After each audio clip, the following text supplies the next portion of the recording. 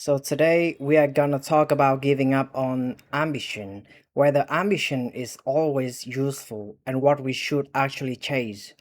In Western society, self improvement and one upmanship are extremely prevalent, and of course, this materialistic view has significantly influenced the rest of the world. If your ambition is something genuinely achievable, say going to the gym, improving your health or appearance, and the result is that you have a better chance of sexual encounters, then I think it can be useful. If your ambition is to become rich and you can pursue it healthily, meaning that you love what you do and you are good at it, then perhaps you will eventually succeed. That is perfectly normal. But if your dream is a far flung idea that is extremely difficult to achieve, you might constantly find yourself lacking motivation. You turn to motivational videos on YouTube. You tell yourself that you will become better, that you will work harder, and that tomorrow you will finally start working. And then you fall back into the same trap of having no motivation. What this tells us, I think, is not necessarily that we lack self discipline. Rather, it may reveal our worship of the idea of success, an idea that is not meant for everyone. Not everyone desires to become the richest person on earth. Not everyone needs to become Elon Musk. And there is no reason to assume that Elon Musk lives a happier life than everyone else. If self improvement is your goal, it should come internally, not externally. It should not come from other people telling you what is good for you.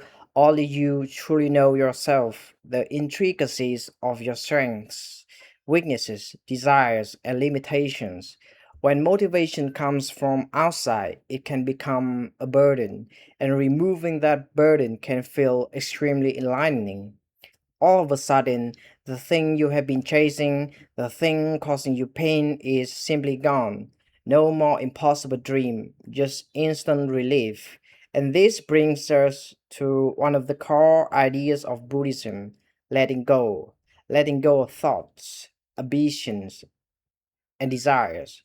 But I do not think this means that you must give up human desire. I interpret it as learning to live symbiotically within the world, being valued like any other human being, and finding happiness and beauty in small things rather than constantly chasing far flung ideas of success.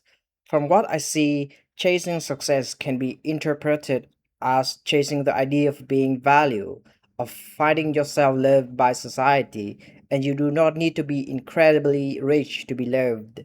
Leading a rich but unbalanced life could also keep you away from love. A 2024 American survey found that 55% of CEOs had experienced a mental health issue during the previous year, up 24 percentage points from 2023. Some people might attribute part of this increase to greater openness about acknowledging and disclosing mental health struggles, but the age adjusted suicide rate in the US increased by approximately 36% between 2000 and 2023. Learning to accept your limitations, accepting that you may not become the exact person you once wished to be, can actually free you. It opens new doorways and new possibilities. Paradoxically, accepting that you have limitations can make your life feel less limited. Just taking one step back and accepting that you may not be able to realize your dream, especially when that dream has become too painful, can give you instant happiness. As the Joker says, desire becomes surrender, and surrender becomes power. This also echoes ideas found in the I Ching, the renowned ancient Chinese divination and philosophical text, which has been enormously influential in mysticism and spirituality. One interpretation of a line says, Forcing progress would move you backward. Refusing to advance now creates the better future outcome. Sometimes giving up is not the end of hope. Sometimes giving up on one impossible future is what finally allows another future to appear.